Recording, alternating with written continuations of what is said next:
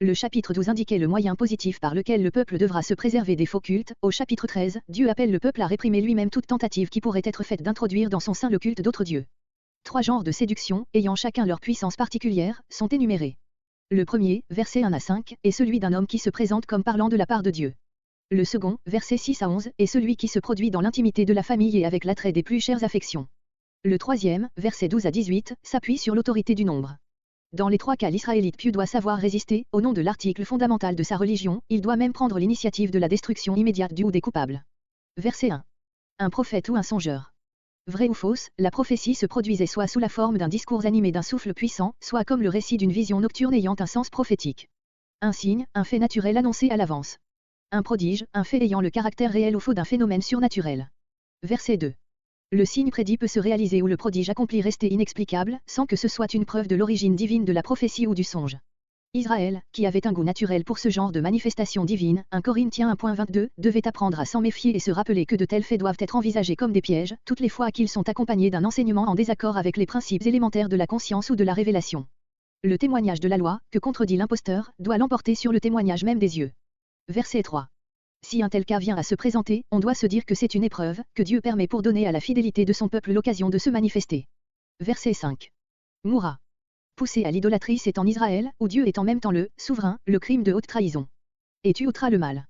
On pourrait traduire le méchant, ainsi que le fait saint Paul, 1 Corinthiens 5.13.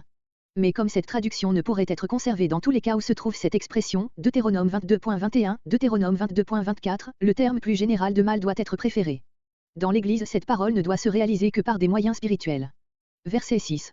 L'intimité des relations de la famille est rappelée de la manière la plus expressive, pour montrer à quel point tous les attraits de l'attachement personnel doivent être immédiatement foulés aux pieds en pareil cas, Luc 14.26. L'expression « de ta mère » provient sans doute de ce que chez les peuples où règne la polygamie, la relation entre enfants de la même mère est beaucoup plus étroite que celle avec les frères et sœurs de père seulement, Lévitique 19.3, note. Secrètement, en opposition à la sollicitation du prophète qui avait un caractère public. Que toi ni tes pères n'avez connu. Le nouveau culte se présente avec tout l'attrait de la nouveauté. Verset 8. Gradation dans la résistance et la sévérité opposée aux sollicitations coupables. Verset 9. La première, comme étant la main du premier témoin, Deutéronome 17.7. Verset 11. Et tout Israël craindra. Un châtiment pareil, qui avait eu pour premier exécuteur le parent le plus rapproché du coupable et auquel s'était associé le peuple entier de l'endroit, devait laisser une trace profonde dans les cœurs. Verset 12.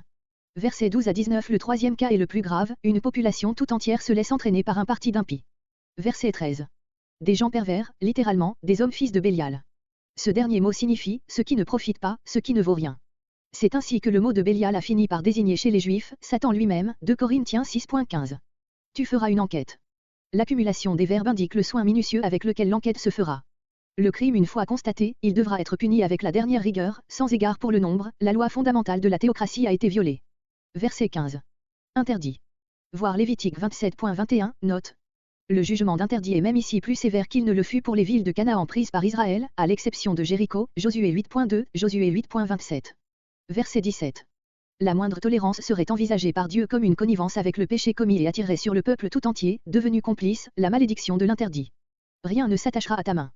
Il ne faut pas qu'un sentiment quelconque de cupidité souille dans le cœur des Israélites un pareil acte de justice. Et te multiplie, en compensation de l'affaiblissement apparent résultant pour le peuple d'une destruction semblable. L'extermination de la ville de Gibéa et d'une grande partie de la tribu de Benjamin, Juge 20, quoique provenant d'une cause un peu différente, paraît reposer sur cette loi. Comparez aussi Josué 22.33.